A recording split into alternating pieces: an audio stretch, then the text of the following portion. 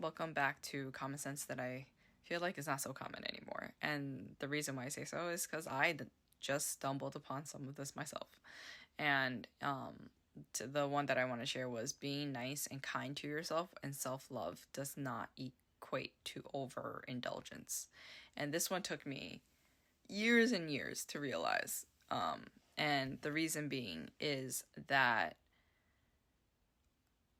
when I was younger as a child, I was very limited to what I could ask for. I never felt like I was really lacking anything, but I was also not, given an excess of...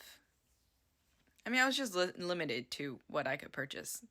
Like, if you heard in the last video, I wasn't even allowed to buy a lead pencil for like $2, So at when I was in middle school or elementary school. So I kind of grew up with that kind of mentality, and once I had started making a good amount of money for myself, I started overindulging in everything. I bought myself whatever food I wanted to eat. I bought myself, I never splurged on giant items. I wasn't the type of person to splurge a lot of money on a luxury bag or luxury shoes. Maybe that would have been better because at least I would have the investment of a nice item. But no, I usually ate my my money away. I did that. I spent it on I did spend it on clothes, but not super nice clothes. I spent it on when I was younger, I spent it on on fast fashion a little bit.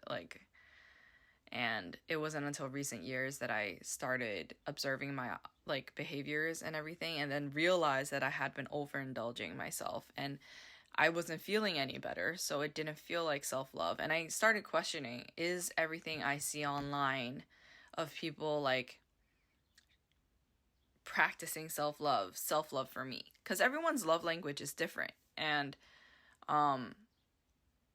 everyone's financial status and how they control their money is different too. So it wasn't until recently that I realized, I need to ask myself if their version of self-love is working for me. And the answer was no. There were certain things that were, taking a bath for me is extremely calming and comforting. So that works. But the shopping sprees and things like that, I realized made me feel it was almost addicting and exhilarating at the moment of I could buy 20 new items, and and I did. And it was and as I got older, the items were getting nicer, and as my income increased, the items were nicer, but they weren't really nice items that were investment pieces for a long time. So I realized that I had been practicing a form of love that I had kind of just mimicked from people online. And it took me years to realize that it did not work for me. And that I didn't feel love from it. It actually created a lot of stress on the back end. Money that I could have invested in, say, a Roth IRA or my 401k, that would grow that into more money, or have just saved on the side, or could have set aside for whatever reason I wanted to be, travel or something that will actually bring value to my life. I just spent it on things that I thought I needed to have. So in the last video, I talked about over consumption. So I spent it on 3 to 5 different foundations. I spent it on blushes. I spent it on lipsticks. I'm gonna be honest, I rarely wear makeup, especially now that I'm older. This is a filter. I really hope everyone realizes that this is a filter, because I don't got dog ears. They're adorable. It's not mine. Also, if I move close up, you could kind of see, I have acne and spots, and this kind of blurs my skin a little bit, but you can see on my nose, it didn't fully blur it there. You can see, this is just, there's a filter if I move far enough away. This is not how my skin looks. However,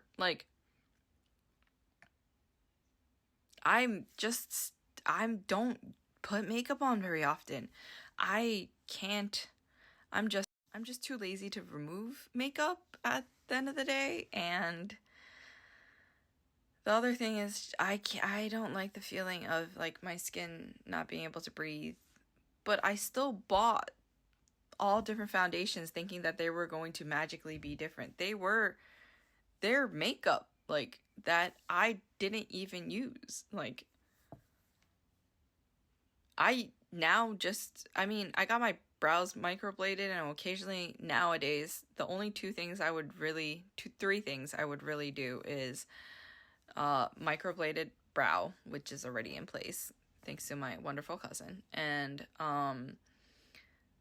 false eyelashes, which I don't have on right now, which I actually don't mind, but like, if I wanted to look a little more awake, I would put false lashes, like I would get eyelashes extensions, sorry, and then like a lip balm tint on. That's it. So what, like, if I know that that's my habit and that makes me feel comfortable, right? Why would I buy 3 to 5 foundations? Like, I wish I asked myself this question like 10 years ago. But this also comes with being a lot more confident in my own body, which is showing me that my newer forms of self-love is working. Because for 10 years, I chased like influencers and beauty influencers and them reviewing like bunches of foundation. That's their job. That's literally inventory for their job. Just like you are provided with, like, if you were working in, I don't know, like Bath and Body Works, where I did work, you were provided with like candles and other things to sell because that was the inventory you were selling, kind of in a semi-related sense. It's not like a direct equivalent, but yeah. So next time when you're about to overindulge yourself, ask if this is necessary. If you have never overindulged yourself, or even indulge yourself, I do think a little bit of it can be healthy from time to time. Not overindulgence. A little bit of indulgence is good in a healthy manner. Like things that are healthy and can contribute to your overall sense of love for yourself. I'm sorry, I ranted again, but this was one that took me a long time to realize that, like, the things that I saw online that other people did that helped make them seem happier or feel better about themselves, it doesn't really work for me. And sometimes you need to be careful with, does something just feel exciting and exhilarating, or does it actually does it contribute to your long-term happiness? For me, the answer was no. Overindulgence, especially buying tons of things that I didn't need, did not contribute to my long-term happiness, or health. It actually created a lot more stress for me to deal with. And then that's just a vicious cycle over and over again. You overindulge, you overindulge, then you create stresses for yourself, be it financially or just space-wise. And then feelings of like, wait, but like after buying X, Y, and Z, after like that initial day, why don't I feel like as excited anymore? All of these things. It's just one bad cycle over and over and over again. And it's, once you realize that, I think you could go ahead and, try to break the cycle of that vicious circle. I hope this helps someone. It helps me a lot realize that I alwaay wanted to be indulged by my parents when I was a kid, but I think that was emotionally, and I kind of also mistake that for materialistic things, because I thought you show how much you love your child by buying them things, which was a convoluted kind of, for some reason I bought into that. Maybe it was capitalism that contributed to that thought. But yeah, hope this helps someone. Bye.